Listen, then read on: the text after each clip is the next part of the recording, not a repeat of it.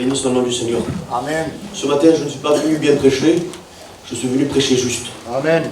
Pas pareil, frère. Et ce matin, nous ne voulons pas bien prêcher, nous voulons prêcher juste, prêcher ce que Dieu veut dire ce matin. Amen. Je voudrais qu'on puisse lire ensemble un texte, pour ceux qui ont la parole du Seigneur. Je pense que c'est important de prendre la Bible au culte. Jonas, au chapitre 3, on va lire ensemble du verset 1 à 10. On va faire quelques lectures ensemble. La parole de l'Éternel fut adressée à Jonas une deuxième fois. Lève-toi, va à Ninive, la grande ville, et fais-y la proclamation que je t'ordonne. Jonas se leva et alla à Ninive, conformément à la parole de l'Éternel. Or, Ninive était une immense ville. Il fallait 3 jours de marche pour en faire le tour. Jonas fit d'abord dans la ville une journée de marche. Il proclamait dans 40 jours, Ninive sera détruite. Les habitants de Ninive crurent en Dieu. Ils proclamèrent un jeûne et s'habillèrent de sacs. Depuis les plus grands jusqu'aux plus petits, le roi de Ninive apprit la nouvelle. Il se leva de son trône, retira son manteau, se couvrit d'un sac et s'assit sur la cendre. Il y fit faire dans Ninive cette proclamation par ordre du roi et de ses grands, que les hommes et les bêtes, les bœufs et les brebis, ne goûtent rien, ne mangent pas et ne boivent pas d'eau. Que les hommes et les bêtes soient couverts de sacs, qu'ils crient à Dieu avec force, et qu'ils renoncent à toute leur mauvaise conduite, aux actes de violence dont leurs mains sont coupables. Qui sait si Dieu ne se ravisera pas et ne reviendra pas sur sa décision, s'il ne renoncera pas à son ardente colère, de sorte que nous ne mourions pas. Dieu vit ce qu'il faisait, il vit qu'il renonçait à la mauvaise conduite. Alors Dieu regretta le mal dont il avait menacé, et il ne le fit pas. Amen. Amen. J'aimerais ce matin qu'on puisse s'entretenir ensemble sur le sujet que Dieu veut parler ce matin. J'aimerais qu'on puisse parler de réveil spirituel. Amen. Amen. Et j'aimerais qu'on puisse parler de Jonas ce matin. Vous savez, frères et sœurs, ce matin, si tu le crois par la foi, il peut se passer ce que tu espères depuis tant de temps pour l'Église. Ce matin, si tu crois par la foi, Dieu peut agir de façon extraordinaire, de façon à ce qu'à un moment, à une réunion, il peut le restaurer, ce que normalement Jonas aurait dû prêcher pendant 40 jours, et à un jour de marche, au lieu que de détruire, Dieu a sauvé. Je crois qu'à une seule prédication, je crois qu'à un seul moment, je crois qu'à un moment de foi, où notre foi est mise en action ce matin, où notre foi ce matin dit, Seigneur, je veux croire ce matin que dans la réunion, il est possible qu'il y ait un bouleversement, un réveil qui m'amène à non pas un feu de paille, mais un feu qui dure pour la gloire de ton Seigneur. Je crois ce matin que le réveil de Dieu est possible pour pouvoir, permettre que nous puissions proclamer encore l'évangile. Nous n'avons encore rien vu, nous n'avons encore rien fait. Ne soyons pas satisfaits de ce que nous avons déjà fait en Dieu. Ne soyons pas déjà satisfaits de ce que l'Église est remplie, de ce que l'Église est belle. L'Église peut être trop petite et on peut changer de local. Il faut que Dieu nous apporte une dimension et une vision qui est la sienne, dans laquelle il veut sauver l'humanité, et qu'il veut que un grand nombre soit sauvé et parvienne à la connaissance de la vérité. Il veut que tous les hommes soient sauvés. Alors, ce matin, je voudrais qu'on puisse parler de Jonas et de Ninive. Premièrement, c'est quoi un réveil? C'est une histoire que vous connaissez bien, les frères. C'est une histoire que vous connaissez bien. Mais je voudrais ce matin qu'on puisse le voir de façon à ce qu'on puisse analyser, s'auto-analyser, faire disséquer notre esprit, amen, et pouvoir voir ce qui se passe à l'intérieur. Premièrement, c'est quoi un réveil? Un réveil, ce n'est pas quand il y a beaucoup de monde. Un réveil, ce n'est pas lorsque tout le monde parle en langue. Un réveil, ce n'est pas lorsqu'on a fini la réunion une demi-heure plus tard. Un réveil, c'est revenir à Dieu. Un réveil ne se fait que lorsqu'il y a une repentance totale. Un réveil, c'est lorsqu'on revient devant Dieu et qu'on dit, Seigneur, je me repens devant toi amèrement. Dieu, ce matin, voudrait opérer un réveil extraordinaire. Le réveil, c'est le tout à coup de Dieu. Le réveil, c'est ce qui s'est passé dans Actes au chapitre 2, lorsqu'il y avait les 120 personnes dans la chambre haute et que soudain, il y eut, l'Esprit de Dieu qui est venu, souffler, qui est venu baptiser. Et puis à ce moment-là, frères et sœurs, Pierre prêche et 3000 âmes se repentent devant Dieu. Un réveil, c'est lorsqu'on vient devant Dieu alors que nous étions éloignés. Peut-être proches de corps, mais loin spirituellement. Le brigand à la croix, il n'était pas loin de Jésus, mais il était loin en esprit. Marthe n'était pas loin de Jésus, mais Jésus l'appelle Marthe, Marthe, à 2 reprises. Pourquoi 2 reprises? Lorsqu'on appelle 2 fois la personne, c'est parce qu'elle n'entend pas bien. Lorsqu'on appelle une personne, un tel, c'est parce qu'il est loin. Il nous entend, mais il n'entend pas assez bien, alors il faut répéter. Et on peut être comme Marthe au pied de Jésus-Christ, mais être loin en réalité. Et j'aimerais ce matin qu'il y ait un tout à coup de Dieu qui nous permet de pouvoir tourner le dos à nos anciennes réflexions, à nos anciennes mentalités, à notre ancienne intelligence, à notre ancienne habitude, au péché qui se colle à nous. Un tout à coup de Dieu qui nous permet de vivre véritablement la vie de Dieu. L'église de Laodicée, dans l'Apocalypse chapitre 3, est la dernière église avant l'enlèvement de l'église. C'est l'église finale. Certains disent que c'est l'église de Philadelphie, mais la véritable église dans les temps de la fin, c'est l'église de Laodicée. C'est la dernière église, la 7e église à laquelle appelle ça, Apocalypse 4, après cela, l'enlèvement de l'église. Et ce matin, dans l'église de l'Apocalypse, il y a un Jésus qui est à l'extérieur de l'église et qui frappe pour pouvoir rentrer à l'intérieur. Et aujourd'hui, frères et sœurs, je parle de façon générale, il est possible de faire une réunion sans que Jésus soit au milieu de nous. À cause, eh bien, d'une direction charnelle. À cause, eh bien, peut-être qu'il y a des oppositions. Jésus voudrait rentrer dans nos foyers, rentrer dans nos ministères, rentrer dans nos églises, pour pouvoir être le maître, pour pouvoir être le sauveur, celui qui dirige. Mais aujourd'hui, il y a la chair, l'intelligence. Des fois, pardonnez-moi, frères, serviteurs de Dieu, mais même peut-être des serviteurs qui dirigent avec charnalité, avec des intelligences, des programmes et de la religiosité. Aujourd'hui, ce que nous avons besoin, frères et sœurs, c'est que Christ vienne prendre le contrôle. C'est que Christ vienne prendre la place. Nous en avons marre, frères et sœurs, de vivre un évangile qui a l'air d'être fade, parce que c'est un évangile qui a été créé par l'homme. Nous voulons le véritable évangile, celui qui est léger, doux et humble de cœur, celui qui nous permet de vivre, et bien véritablement, selon ce qui est écrit dans l'Esprit de Dieu. Je prie que Dieu prenne le contrôle de l'Église. Je prie que Dieu prenne le contrôle des ministères. Je prie que Dieu prenne le contrôle des foyers. Je prie que les ministères, je prie que les chrétiens sortent de la religiosité, de l'intelligence, des programmes, à savoir, il faut que ce soit comme ça et comme ça. Ces programmes empêchent à l'esprit et au réveil de se manifester. Que Dieu nous bénisse ce matin, Amen, dans un profond réveil, rempli d'esprit de Dieu. Écoutez, le véritable réveil n'est pas produit de nos efforts, ni de nos programmes. Le véritable réveil est une soif ardente de l'esprit dans le plan de Dieu. Le véritable réveil est une soif ardente, une passion amoureuse pour Christ, dans lesquelles on oublie tout et on voit le monde comme de la perte, on voit le matériel comme de la perte, on voit tout comme de la boue, parce que ce que l'on veut, c'est gagner Christ. Alors écoutez, ce matin, je voudrais qu'on puisse parler de Jonas. Il faut que je rentre dans mon message. On pourrait parler de Jonas d'une autre manière. Vous savez, Jonas est prophétiquement le symbole d'Israël. Je ne sais pas comme ça que je voudrais le voir ce matin, parce que c'est un autre message, et peut-être qu'un jour je le prêcherai ici. Mais il est la représentation d'Israël qui va à l'opposé de l'obéissance envers Dieu, qui renie le fait que Christ est venu et qui le renie en tant que Messie. Et il est une représentation d'Israël qui part à l'opposé, par la désobéissance, par la non-reconnaissance de Christ étant le Messie. Alors elle va, eh bien, dans une décadence, les yeux sont fermés, un voile est sur ses yeux, comme va dire Paul dans Corinthiens, et puis elle part dans un navire, et puis après elle est jetée dans l'eau des nations.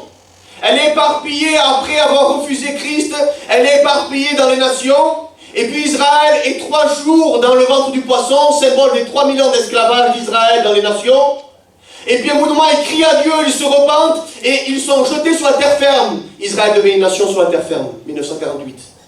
Alors à ce moment-là, frères et sœurs, on voit une Israël qui s'est repentie et qui est devenue une nation. Mais ce n'est pas comme ça que je voudrais le voir ce matin. Je voudrais qu'on puisse voir ce matin déjà qu'est-ce que c'est Ninive et qu'est-ce que c'est Jonas. Ninive est une très grande ville, une immense ville qui fait environ à peu près entre 19 et 20 km. C'est une ville qui, eh bien, a gagné beaucoup de victoires, beaucoup de batailles. C'est une ville qui a triomphé. C'est la capitale de la Syrie. Et la Syrie, c'est l'Irak moderne. La Ninive, c'est la première ville qui a été construite par l'arrière-petit-fils de Noé après le déluge. Un homme qui s'appelle Nimrod, dans Genèse chapitre 10 et verset 11. C'est une des premières villes qui a été créée. Et Ninive est une ville qui est puissante parce qu'elle a gouverné le monde pendant 300 ans. Pendant 300 ans, c'est une ville qui gouverne le monde, une ville qui a gagné les victoires. Un ennemi d'Israël redouté. Dans 2 Rois, chapitre 18, Ninive a battu à l'époque du roi du roi Ézéchias, pardon. Dans 2 Rois 14, la Bible nous dit qu'en 722 avant Jésus-Christ, Ninive et la Syrie a totalement détruit et a totalement conquis Israël. Elle a conquis Israël, elle a conquis Juda, les extrémités. Pendant 300 ans, un règne extraordinaire. Il y a dans Ninive un royaume, un palais qui fait environ 3 km², composé de 70 pièces à l'intérieur. Et les rois qui gouvernent Ninive pensent être les rois du monde. Des rois très orgueilleux, des rois très méchants. La Bible dit que Ninive était méchante, pécheresse, composée de 120 000 personnes, ne savant distinguer leur droite de leur gauche. Il y a à Ninive, eh bien, un péché à son absolu. Dans Ninive, il y a l'adoration de 3 dieux étrangers. Le premier dieu s'appelle Nabu. Nabu, c'est le dieu de l'écriture. Parce que Ninive est quand même une ville qui est très avancée en technologie, très avancée en culture. C'est une ville qui sait écrire déjà, qui sait compter.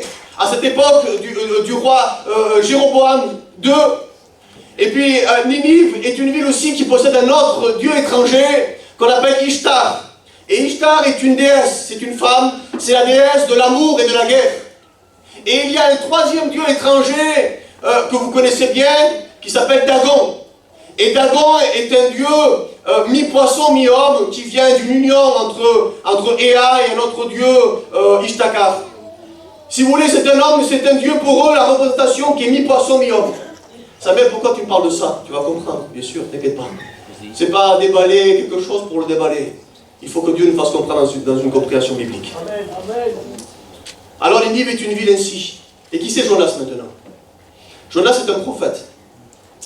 C'est un prophète galiléen qui vient d'une région originaire d'une ville qui s'appelle Gad-Epher. Vous retrouvez ça dans 2 Rois chapitre 14 pour ceux qui ont la parole de Dieu qui veulent regarder. Jonas est un prophète minoritaire dans la Bible par rapport à l'écriture. Son livre n'est composé que de 4 chapitres, comparé à Ésaïe qui composait 66 chapitres. Un petit prophète, on appelle ça un petit prophète, mais en réalité, c'est un prophète de Dieu qui a reçu un ministère. C'est juste pour expliquer la grandeur du livre qu'on dit ça en réalité, mais c'est un prophète de Dieu au même titre que les autres. Et Jonas reconnaît parfaitement la voix de Dieu. Jonas sait quand Dieu lui parle. Jonas non seulement connaît sa mission, mais il connaît le peuple de sa mission, il connaît le lieu de sa mission, et il connaît le temps de sa mission. Il a ce que tous serviteurs de Dieu voudraient avoir. Seigneur, dirige-nous. Seigneur, conduis-nous. Seigneur, emploie-nous. Où est-ce que tu veux qu'on aille? Qu'est-ce que tu veux qu'on fasse? Jonas, il a tout ce qu'un serviteur désire avoir.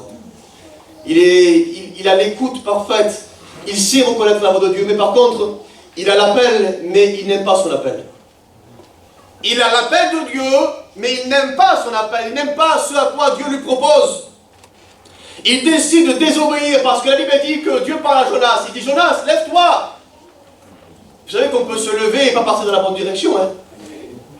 Jonas se lève et au lieu d'aller à Ninive, puisque là, Dieu a dit, la méchanceté est montée jusqu'à moi, proclame, Jonas, va à Ninive. Jonas se lève mais part à Tarsis. Il prend un bateau à Jaffa, et puis il paye le bateau, il rentre avec ceux qui étaient présents sur le bateau, et il part en direction de Tarsis. Ninive se trouve à environ entre 750 et 900 km de sa position. Tarsis se trouve entre 3000 et 3500 km de sa position. La désobéissance se trouvera toujours plus loin de ta portée que l'obéissance. La désobéissance coûtera toujours plus cher que l'obéissance. Il y a à ta portée la possibilité d'accomplir le plan de Dieu et d'obéir parfaitement à la voix de Dieu. Et pourtant l'homme est tellement compliqué. L'évangile est devenu compliqué parce que l'homme est compliqué alors que l'évangile est simple comme des enfants.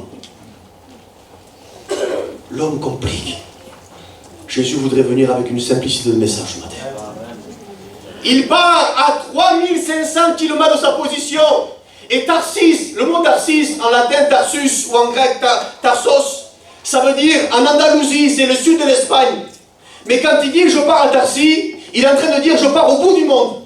Parce que si vous voulez, ce qui sépare après l'Espagne, après la France, côté Bordeaux, il y a ce qu'on appelle l'océan Atlantique. Et l'océan Atlantique, frères et sœurs, après ça il y a l'Amérique. Mais l'Amérique n'a pas été encore conquise à ce moment-là. Donc quand lui il part en Espagne, il part en disant je vais au bout du monde. Parce que pour lui, le bout du monde, c'est Tarsis, c'est à l'autre bout du monde. Parce que derrière ça, il n'y a pas encore eu la conquête vis-à-vis de l'Amérique du Sud et de l'Amérique du Nord. Alors quand il part à Tarsis, il part vraiment à l'extrémité, voulant se cacher de la face de Dieu.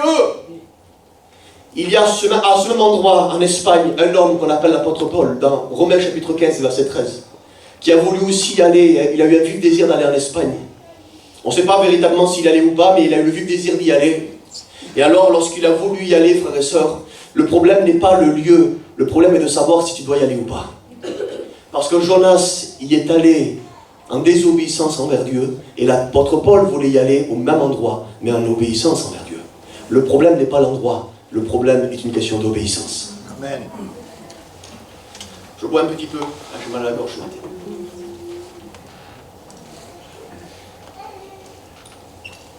Il s'appelle serviteur de Dieu, mais il dirige lui-même sa vie. Il s'appelle esclave de Dieu, mais il commande lui-même sa vie. Est-ce que tu es ce matin un esclave de Dieu qui obéit même lorsque ça ne te plaît pas? Est-ce que tu as déjà, dit oui Seigneur, ce que tu me demandes de faire, ça ne me plaît pas du tout? Parce que Jonas ne voulait pas aller à Ninive, vous savez pourquoi?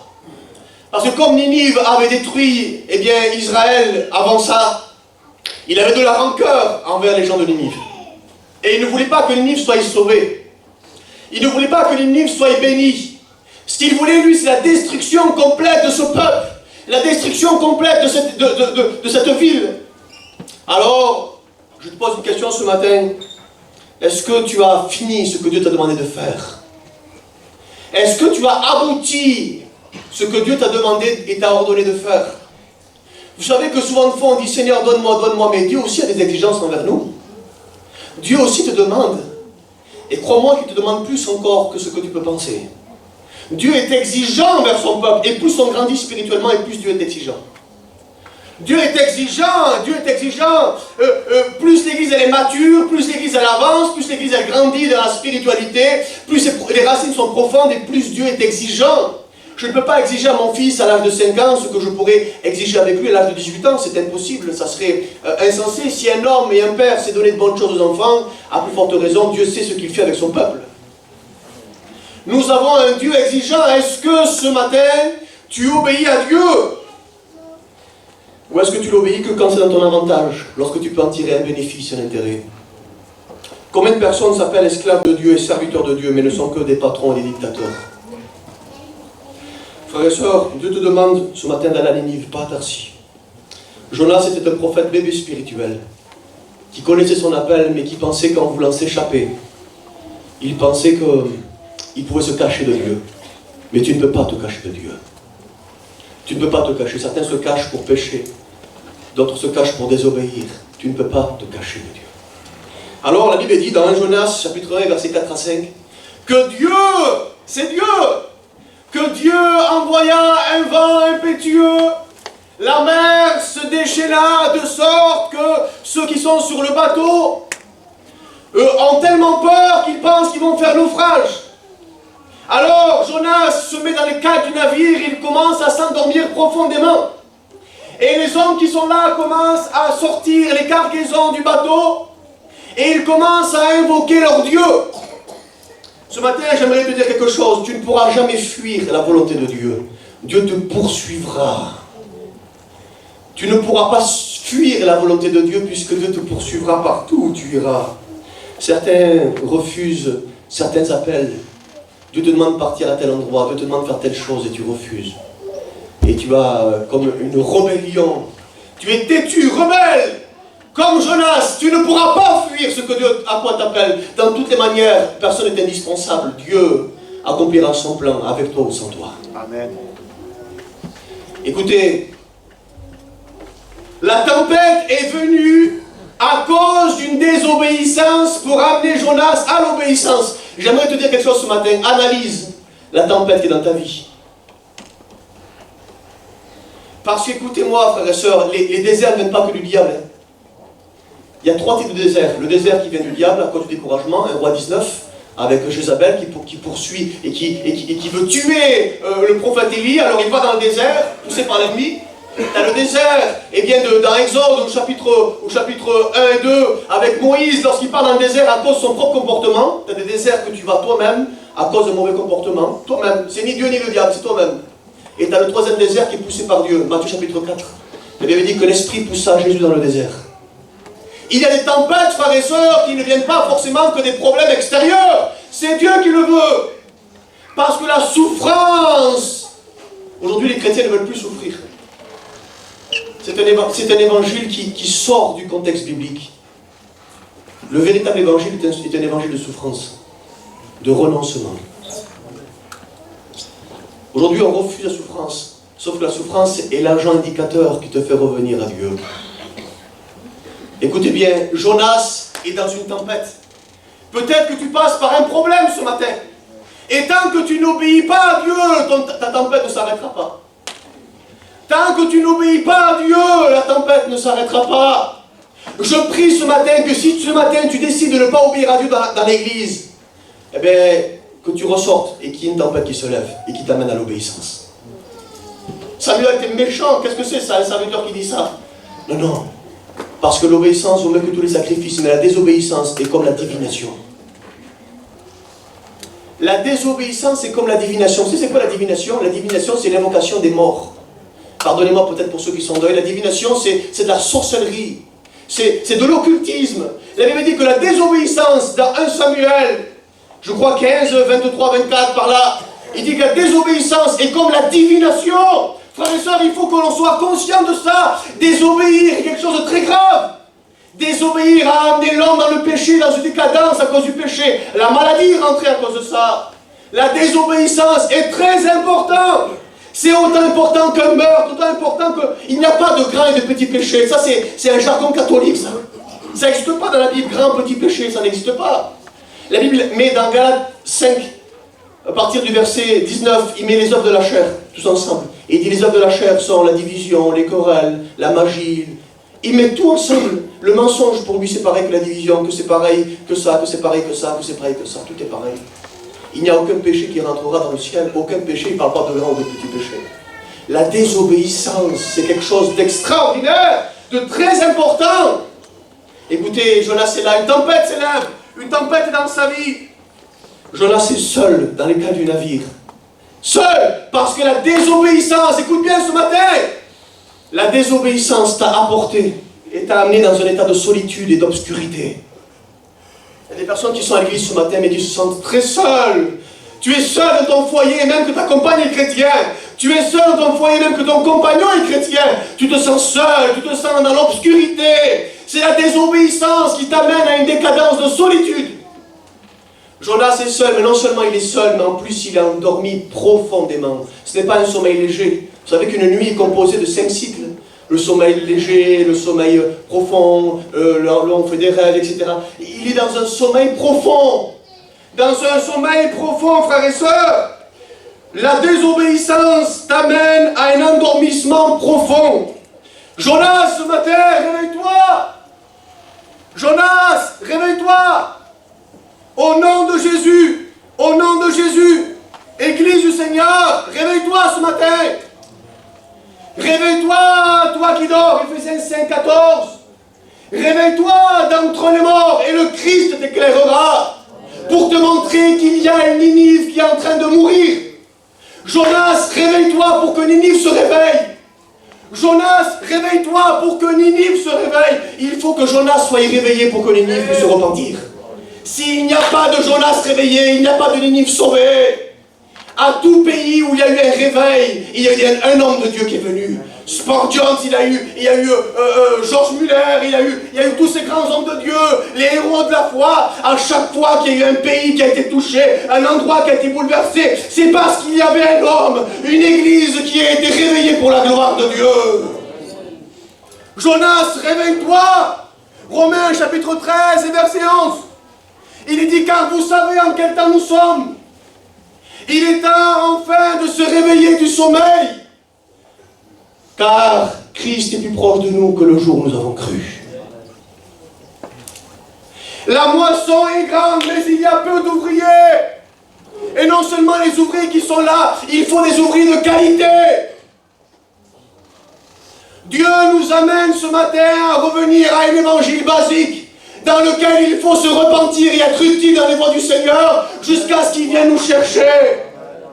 Nous nous morfons, on se morfond la tête à cause des problèmes, à cause de l'église, à cause de ça, à cause d'un frère, à cause d'un pasteur, à cause de telle situation, à cause d'un beau-frère, à cause de telle situation. Mais il y a des âmes qui sont en train de mourir parce qu'il y a des Jonas qui sont endormis dans les cales des navires.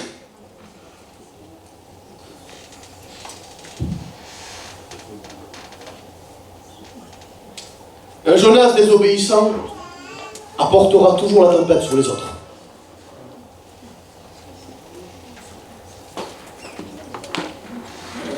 Ça va, vous êtes avec moi? Amen.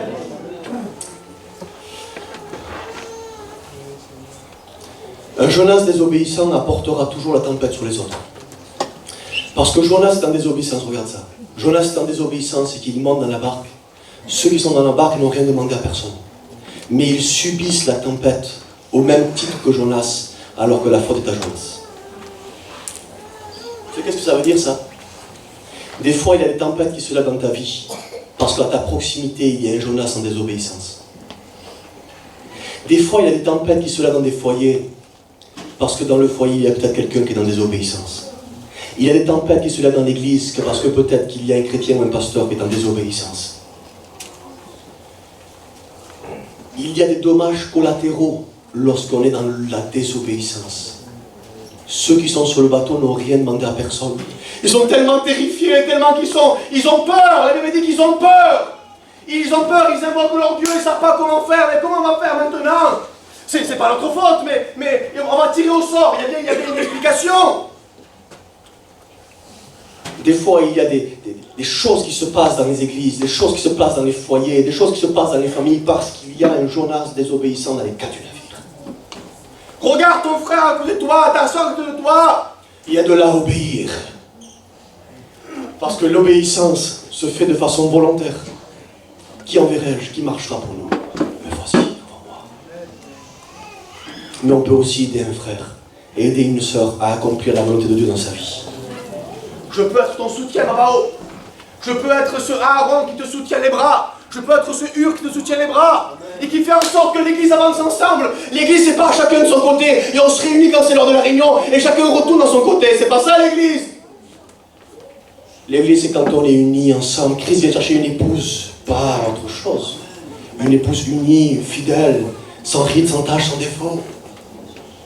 Écoutez bien ça. Lorsque Jonas est jeté dans l'eau, la tempête s'arrête. Ne retiens pas celui qui doit sortir. Vous savez, des fois, lorsqu'on retient quelqu'un, ça nous empêche d'être bénis. Je vous donne un exemple. Dieu parle à Abraham dans Genèse 12, dit Abraham, quitte ton pays, ta famille, ta patrie, et va dans le pays que je te montrerai. Abraham quitte tout le monde, sauf un homme, son neveu qu'on appelle Lot. Tant que Lot est là, Sarah ne peut pas donner naissance à un bébé. Parce que la promesse ne peut pas s'accomplir tant qu'il y a désobéissance. Lorsque il se passe ce miracle, Lot n'est plus avec Abraham, il s'en va dans la plaine. Il va chercher les horizons. Dieu accomplira la promesse quand tu obéiras parfaitement à ce qui est écrit. N'obéis pas à 99%, parce qu'il a abandonné toute sa famille, sauf un. On pourrait dire, ça va Seigneur quand même, son père, sa mère, ses frères, ses soeurs, ses cousins, ses neveux, tout le monde quand même, il manque un seul Seigneur, ça va, fais l'indulgence. Non, non. Il lui avait dit, ton pays, ta postérité sera comme dans le ciel, le sable de la mer. Comme l'Église qui est la postérité céleste et comme Israël qui est la postérité terrestre. Ainsi sera ta postérité, mais tant que tu seras avec l'autre, ta femme ne sera pas enceinte. Il y a des fois, excusez-moi, j'ai mon neveu, le neveu de ma femme qui était papa hier. Il est devenu papa hier. Et puis, excusez-moi pour ce que je vais dire, mais si on veut s'attacher au bébé, alors les médecins seront obligés de pouvoir faire une cicatrice pour retirer le bébé. Il y a des séparations, frères et sœurs, que si elles ne se font pas naturellement, il y aura des cicatrices et des disputes qui vont se créer. Lorsque Jonas tombe dans l'eau, la tempête s'arrête. Ne pas retenir une personne, c'est ne pas dire ne pas l'aimer, c'est juste accepter que le plan de Dieu, eh bien, s'arrête et poursuit. Son histoire dans ta vie s'est arrêtée pendant un moment, elle reprendra peut-être plus tard. Chez mon frère Dimi qui est là, on a passé de très merveilleux moments ensemble. Et puis aujourd'hui, on se voit un petit peu moins. Mais je sais que Dieu, peut-être plus tard dans le futur, on se remettra ensemble et on avancera encore. Ça ne veut pas dire qu'on ne s'aime plus. Il y a juste eu une séparation d'un temps. Juste physique, mais le cœur y est toujours. Écoutez bien, un Jonas désobéissant appauvrit ceux qui l'entourent. Parce que Jonas est sur le bateau et que la tempête s'élève, alors la Bible dit que les hommes qui sont sur le bateau vont commencer à prendre ce qu'il y a sur le bateau, les cargaisons. Ils ont transpiré pour avoir les cargaisons. Ils ont travaillé pour avoir les cargaisons. Ils se sont privés pour avoir des cargaisons. Ils ont été séparés de leur famille pour aller travailler, pour avoir des cargaisons. À cause d'une désobéissance de quelqu'un, une désobéissance appauvrit ceux qui t'entourent. Les gens prennent leurs cargaisons et les jettent à la mer pour pouvoir s'alléger. Lorsqu'il y a à tes côtés une personne en désobéissance, alors ça peut t'appauvrir spirituellement et te décourager. Ils sont en train de prendre la cargaison et de la jeter par-dessus bord. Eux qui ont travaillé dur pour ça. Les anciens qui sont avec nous ont travaillé dur. Il faut conserver leur travail.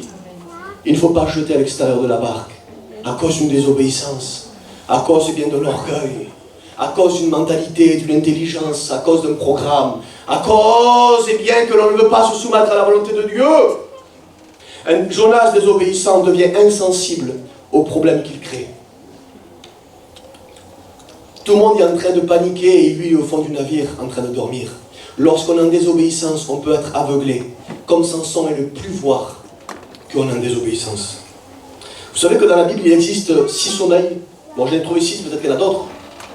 Il y a le sommeil de Jonas, qui est le sommeil de la désobéissance. Il y a le sommeil de Eutychus, dans Actes chapitre 20 et verset 9, qui est le sommeil de l'indifférence face à la parole de Dieu. Il y a le sommeil du découragement dans 1 Roi 19 avec Élie. Il y a le sommeil de la séduction avec Juge 16, 19 avec Samson. Il y a le sommeil de la paresse dans Proverbe 19 avec le proverbe de la paresse. Et il y a le sommeil de l'insensibilité vis-à-vis du sommeil dans Luc 22 quand les disciples se sont endormis dans le jardin d'Éden. Il y a des sommeils dans la Bible et peut-être que ce matin, tu es endormi ce matin et Dieu voudrait te réveiller. On peut avoir les yeux ouverts, mais je suis en train de t'expliquer que parce que tu es en train de dormir, c'est parce que tu as désobéi à Dieu. Et je suis en train de t'expliquer ce matin par la parole de Dieu quelles sont les conséquences que tu n'as pas vues de ta désobéissance. La désobéissance, frères et sœurs, un Jonas désobéissant a perdu sa vie de prière. Et ce sont les païens qui l'encouragent à prier. Un Jonas désobéissant a perdu sa vie de prière, sa communion avec Dieu. Il est devenu un religieux. Une personne qui vient à la réunion et qui rentre chez elle, mais qui n'a pas cette profonde vie avec Dieu. Un Jonas désobéissant est un Jonas menteur. Parce qu'il dit, je suis hébreu et je crains Dieu. Mais comment peux-tu dire que tu crains Dieu alors que tu es en désobéissance physique, volontaire et conscient? Jonas ne craint pas Dieu. Jonas est hébreu, mais il ne craint pas Dieu. J'aimerais vous dire ce matin, arrêtez d'avoir une vie chrétienne verbale et il y a une vie chrétienne d'action. Si tu dis que tu crains Dieu, alors va à Ninive, ne va pas à Tarsis. Ta confession n'est rien si ta vie n'approuve pas ce que tu confesses. Mieux vaut être obéissant sans le dire que le dire sans l'être. Notre vie parle mieux que notre bouche. Amen. Un Jonas désobéissant devient suicidaire. Il demande 2 fois la mort à Dieu et 1 fois la mort aux personnes sur le bateau. 3 fois en 4 chapitres. Un Jonas désobéissant est un Jonas suicidaire. Il est en pleine dépression. Tu peux être chrétien dans une église et être totalement, dépouillé de ce que l'ennemi t'a volé. Et tu es angoissé, terrible. Tu as une angoisse qui te ronge de l'intérieur, comme un sentiment d'isolation et de solitude, un sentiment d'incompréhension, où tu n'arrives pas à être l'homme que Dieu veut que tu sois, où tu n'arrives pas à être la femme que Dieu veut que tu sois. Vous savez que les hommes du bateau ont essayé de pouvoir amener Jonas vers le rive, vers la terre ferme, mais ça n'a pas marché. Alors ils ont dit, Seigneur, ne nous impute pas de ce sang innocent. Et ils l'ont jeté dans l'eau. Vous savez, ils l'ont jeté dans l'eau. Jonas ne savait pas que le poisson allait venir. C'était un suicide. Il était en plein milieu de la mer, c'était un suicide. Ce n'était pas prévu que le poisson vienne, il ne le savait pas, lui, ça. Jonas tombe dans l'eau. Et puis le poisson commence à le prendre. Et il le jette au plus profond des mers, dans les racines du montagne. C'est à 5137 mètres de profondeur. Écoutez bien, il y a une décadence de Jonas extraordinaire. De là où il est, Jaffa. De Jaffa, cas du navire. Cas du navire dans l'eau. Dans l'eau, le poisson. Dans le poisson, racines de montagne. La désobéissance t'amènera toujours plus bas. Si tu crois avoir atteint le plus bas, il y a encore plus bas que ça. Il y a encore plus que ce que tu ressens, il y a encore plus que ce que tu vis dans le négatif, mais aussi dans le positif. Samuel, la prédication est dure ce matin, je ne comprends pas. Mieux vaut la fin d'une chose son commencement, attends la fin de la prédication.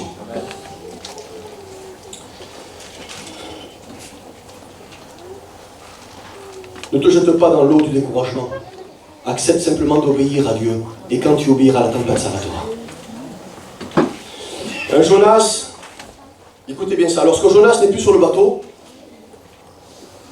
est-ce que vous me laissez encore 10 minutes? Amen. Et on arrive au plus important de la réunion. C'est parce que c'est important tout ce qu'on dit là depuis ce matin. Mais on arrive au plus important là. Lorsque Jonas est sur le bateau, lorsqu'il est jeté du bateau, la tempête s'arrête. Et ceux qui sont sur le bateau reconnaissent l'Éternel comme étant le véritable Dieu. Ils font un sacrifice pour lui. Et en quelques mots, ils se convertissent et se repentent. Il y a des fois, au lieu d'être une bénédiction dans un lieu, tu es un frein. Parce que tu es à l'endroit où Dieu ne veut pas que tu sois. Dieu ne te bénit pas partout. Il te bénit là où il veut te bénir dans son plan. Dieu ne te bénit pas partout. Il te bénit uniquement là où tu dois être utile. Il faut être à l'endroit là où on doit être, frères et sœurs. Il faut être exactement parce que, écoutez bien, tant que Jonas est sur le bateau, ces hommes ne se convertissent pas. Lorsque Jonas sort du bateau, ces hommes se convertissent. Il y a des endroits que lorsque tu quitteras, ça créera des repentances, car aujourd'hui tu es un frein. Lorsque Dieu ne t'a pas envoyé dans un endroit, au lieu d'être une bénédiction, tu peux être un frein. Car Dieu nous utilise uniquement à l'endroit où il nous a envoyés. La présence de Lot a empêché Sarah de tomber enceinte. Tant que Dieu ne nous a pas envoyés là, nous ne sommes pas bénis. Il faut que l'on obéisse à Dieu et qu'on soit à l'endroit où Dieu veut que l'on soit. Eh bien, un chrétien, une chrétienne, un pasteur, un responsable d'église doit être à l'endroit où Dieu veut qu'on soit. Et puis il envoie du fruit, il envoie du résultat, mais pas du résultat qui a pour satisfaction l'orgueil, mais du résultat spirituel, un véritable réveil de repentance, de véritable conversion, de véritables personnes qui sont nées de nouveau, changées non pas par le système religieux, mais par la spiritualité de l'évangile. Écoutez, Jonas se repent au fond du poisson, il se repent, il crie à l'Éternel, et le poisson, écoutez bien, l'Éternel parle au poisson dans Jonas 2:11, il parle au poisson et le poisson vomit Jonas sur la terre. Vous savez, on est devant quoi là? On est devant la victoire de Dieu sur les dieux étrangers de Ninive. Parce qu'écoutez bien ça, je vous explique comment Dieu me l'a donné. À Ninive, il y a un dieu étranger qui s'appelle Dagon, et Dagon c'est le dieu mi-poisson, mi-homme.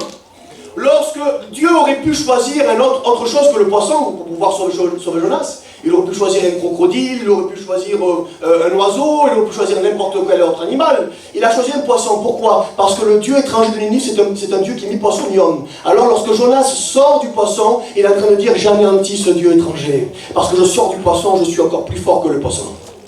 Il est en train de dire quelque chose. Il est en train de dire: je suis le Dieu qui est en train de casser. Vous savez que les 10 plaies d'Égypte sont le symbole des 10 dieux étrangers en Égypte. Alors il est en train de faire la même chose, ce Seigneur-là. Il est en train de faire sortir Jonas du poisson et de l'amener sur la terre ferme, parce qu'il est en train de dire: écoutez Ninive, je suis le véritable Dieu. Jonas va aller maintenant. Et là on arrive au second appel de Jonas. Jonas, Dieu lui parle une seconde fois. Il dit: Jonas pour la deuxième fois, va à Ninive. Et Jonas se lève et il va à Ninive. Alléluia! Tu peux sortir du poisson ce matin. Tu peux sortir de l'obscurité. Tu peux sortir de la désobéissance. Tu peux sortir ce matin et acquérir un véritable réveil. Car il faut que Jonas soit réveillé pour que Ninive soit réveillé. Le réveil commence toujours de l'intérieur avant de sortir à l'extérieur. Le réveil commence toujours de l'intérieur avant de sortir à l'extérieur, au nom de Jésus. Il faut que tu te réveilles ce matin. Jonas, écoute bien. Pendant 40 jours, il va proclamer un message à Ninive. Il est censé faire en 40 jours, puisque pour faire, écoutez bien, pour faire un tour de la ville, il faut 3 jours de marche. Donc s'il reste 40 jours, il va faire combien de tours? J'ai calculé 13 tours. Symbole des 13 tours de Josué autour de Jéricho, pareil. Il va faire 13 tours, mais avant de faire 13 tours, il en fait déjà qu'un jour de marche. Et un seul jour de marche, ça suffit. Il n'a même pas fait entièrement le tour de la ville, il n'a fait que seulement un tiers du tour de la ville, que son message s'est répandu dans toute la ville. Ton message, quand tu es dans l'obéissance, va plus vite que ta marche. Amen. Gloire à Dieu. Amen. Merci Seigneur. Lorsque l'on est dans le plan de Dieu, ça marche bien. Amen. Ça va vite. Les portes s'ouvrent toutes seules. Les oppositions n'ont pas le temps de venir que déjà elles s'en vont. Écoutez bien, on a vécu quelque temps à Martigues, dans l'église de Martigues, un réveil extraordinaire dans lequel il y a eu des véritables conversions, des rétrogrades revenus à Dieu, des foyers, des familles qui n'ont jamais écouté parler de l'évangile, qui étaient rebelles à l'évangile, qui se sont convertis. Il y a eu des malades qui ont été guéris, des possédés qui ont été délivrés, à plusieurs. Il y a eu une famille où il y avait 3 possessions, sa mère et les 2 filles, malades depuis près de 9 ans à 11 ans, 9 ans, 6 ans et 7 ans, pardon. Assis sur des chaises roulantes, paralysés. Ils ont eu une opération de 9 heures, de 10 heures. Un boîtier dans la tête qui relie à l'intérieur du corps et un boîtier qui va au ventre, qui va ici et qui envoie des décharges électriques parce que les médecins pensaient que c'était les 3 seules femmes dans le monde entier qui avaient cette maladie. En réalité, elles étaient prises de l'esprit impur. Elles étaient assises sur des chaises roulantes, elles prenaient 17 cachets par jour, dont 4 cachets pour la dépression. Pardonnez-moi pour ce que je vais dire, c'est des gitanes aussi, et puis on a eu l'autorisation de le dire, mais elles avaient l'autorisation par les médecins, une feuille, une prescription, de pouvoir fumer de la drogue, pour pouvoir passer les douleurs et avoir certains bénéfices. Des femmes totalement prises dans l'obscurité. Une des filles, était dans une maison avec une lumière seulement allumée. Elle mettait une couverture. Elle mettait une couverture sur les vitres pour ne pas que la lumière puisse rentrer dans la maison. Totalement dans l'obscurité. Elle ne pouvait pas aller plus de 30 minutes au magasin parce qu'elle savait que les crises allaient arriver et elles se manifestaient. Alors elle devait vite rentrer à la maison. Nous avons prié pour eux. Aujourd'hui, ce sont des enfants de Dieu délivrés de toute cachet, 0 cachet aujourd'hui, délivrés de la drogue, délivrés de la chaise roulante. Ils ont mis une annonce sur le bon coin, on vend des chaises roulantes. On a prié pour eux, se sont levés, cuisine, salle à manger, cuisine, salle à manger, cuisine, salle à manger, totalement délivrés, totalement guéris. Écoutez bien, frères et sœurs, aujourd'hui, il n'y a pas longtemps, on priait dans une maison. On prie dans une maison et Dieu me parle. Il me dit: impose-lui les mains, elle va recevoir le baptême de cet esprit. Je lui impose les mains. Au moment où je lui impose les mains, Dieu me dit: elle ne recevra pas que ça, elle recevra aussi le don de prophétie. J'impose les mains. Au moment où j'impose les mains, une seconde après, elle parle en langue. Et elle prophétise. Et la prophétie qu'elle dit, c'était pour pouvoir bénir une personne qui était venue pour ça. Frères et sœurs, le réveil spirituel. Dieu n'a pas fini avec cette église. Cette église est encore trop petite. Vous croyez que vous vous êtes installé, mais Dieu peut vous faire changer encore de local. Il peut encore en grandir. Il peut encore bénir ton foyer. Il peut encore bénir ta famille. Il n'est pas terminé avec le plan de Dieu dans ta vie. Ne vous satisfaisez pas à ce que vous vivez dans cette réunion, mais soyez réveillés, soyez renouvelés dans l'intelligence, afin que Dieu puisse faire des réveils et que d'autres âmes soient sauvées. Amen. Amen.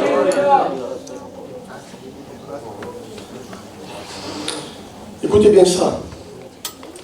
Vous savez qu'est-ce qu'on dit souvent quand on prêche, les frères? Je me laisse encore 5 minutes. Hein. Je commence là, je ne vais pas ici souvent, malheureusement.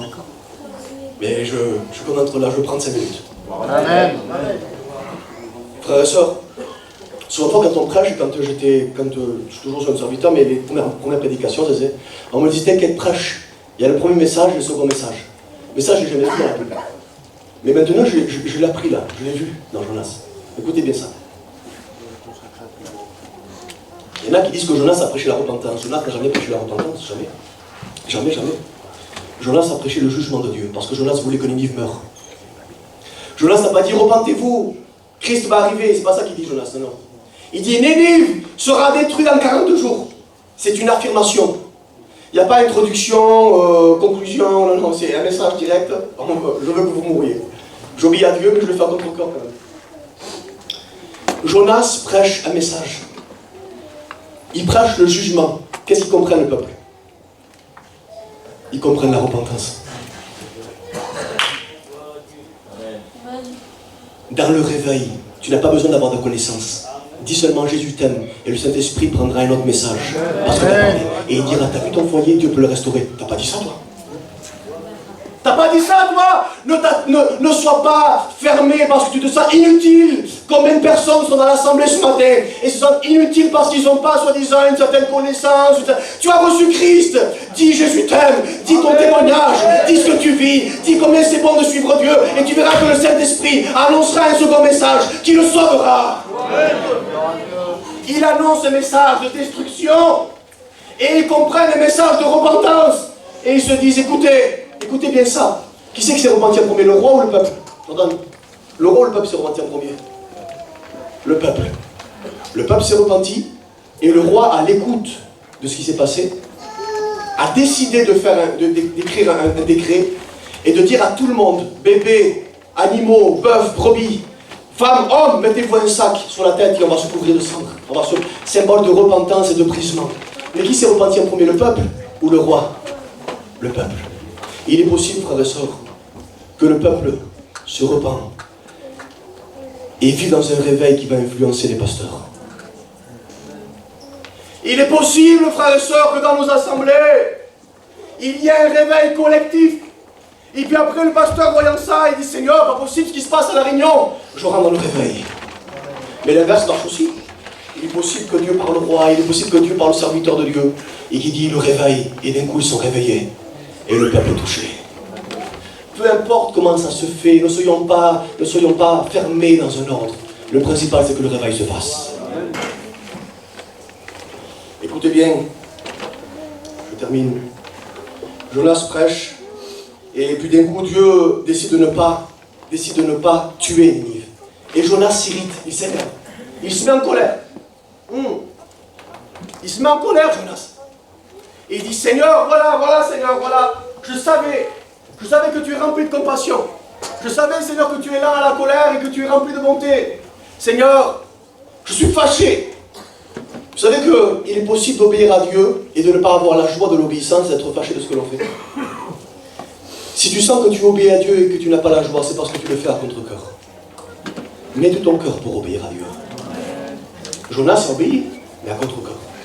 Il voulait que Ninive soit tuée. Alors, regardez ce qu'il fait. Lui, il veut la facette de la justice de Dieu, mais il oublie la facette de l'amour de Dieu. Il faut aimer Dieu dans tous ses attributs, frères et sœurs. Beaucoup aiment Dieu en disant, il est amour. C'est vrai, c'est marqué derrière, en gros, il est amour, mais Dieu est aussi vérité. Dieu est aussi justice. Dieu est aussi sainteté. Il faut accepter Dieu dans tous ses attributs. Le Dieu de l'Ancien Testament est le même Dieu que le Nouveau Testament. Sauf que nous sommes dans une dispensation qui est différente, c'est tout. Il est le même hier, aujourd'hui, pour l'éternité. C'était marqué dans l'église avant autrefois, Roger. Hébreux 13:8. Frères et sœurs, le Dieu de l'Ancien Testament, c'est le même Dieu qu'aujourd'hui. Il semblerait qu'aujourd'hui on dit qu'il y avait un Dieu avant et un Dieu aujourd'hui. C'est pas vrai, c'est pas comme ça. Dieu a tué Ananias et Saphira parce qu'ils ont menti. Acte 5, la grâce avait commencé. Frères et sœurs, ayons de la crainte envers Dieu à la réunion. Ayons de la crainte envers Dieu. S'il nous a demandé quelque chose, s'il nous demande de partir à Ninive, ne partons pas à Tarsis. C'est grave. C'est important. C'est des fois même salutaire. Écoutez, Jonas n'aime qu'une facette. Il méprise. Je voudrais dire ça à quelqu'un parce que j'ai sur mon cœur, ça brûle, je vais le dire. Est-ce que je peux le dire ce matin? Amen. C'est pas parce que tu méprises, que tu trouves ça quelqu'un, que tu le rejettes, que Dieu le méprise, le trouve sale et le rejette. Jonas ne voulait pas Ninive, il l'a méprisé, il l'a rejeté, il l'a trouvé sale, mais Dieu voulait la sauver. Ne méprise pas ton frère là-bas, ne méprise pas l'église qui est là-bas. Ne rejette pas, ne la trouve pas sale. Ne trouve pas sale ton frère là-bas. Parce que Dieu veut le sauver, Dieu veut l'aider.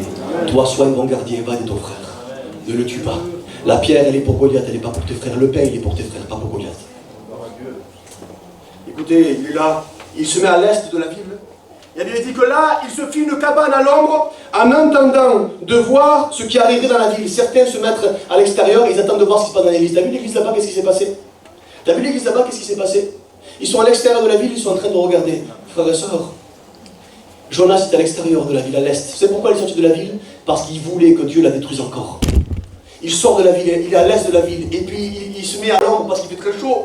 Il se met à l'ombre, et puis d'un coup, écoutez bien, la Bible dit que Dieu va faire pousser un ricin qui va donner de l'ombre, et il va se plaire à ça. Combien de personnes se plaisent au matériel? Combien de personnes se plaisent à telle chose, à telle situation? Il faut qu'on soit dans le matériel, il faut qu'on ait ça, il faut qu'on ait ça.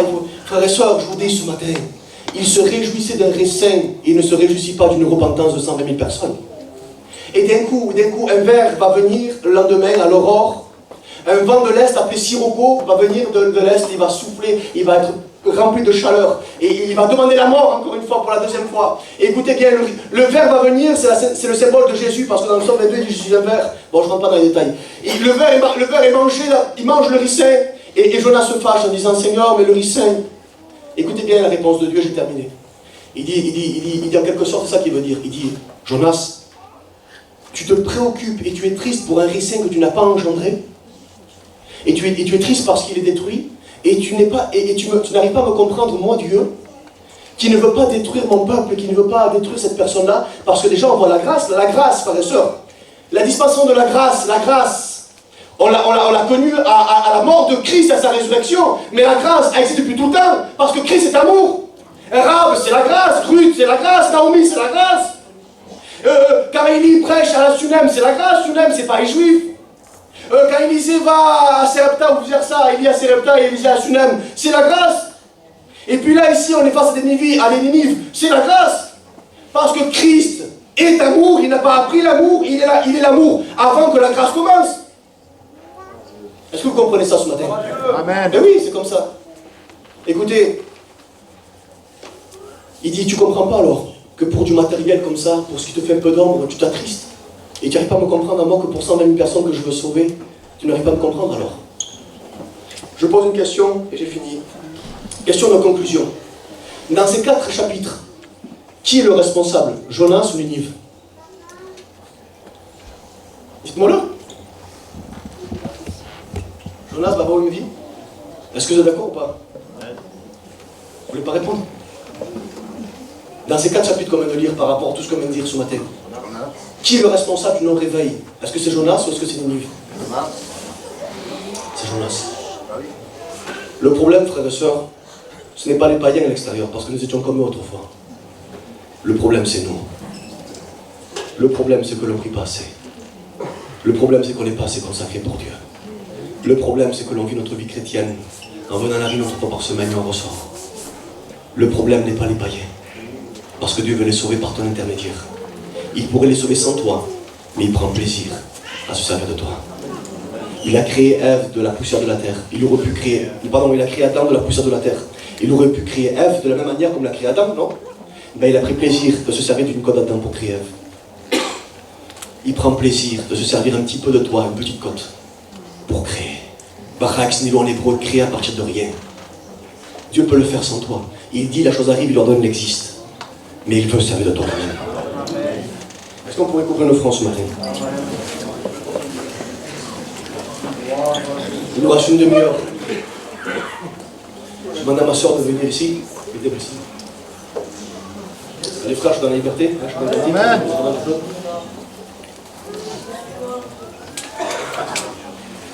Ninive n'est pas réveillée parce que Jonas n'est pas réveillé.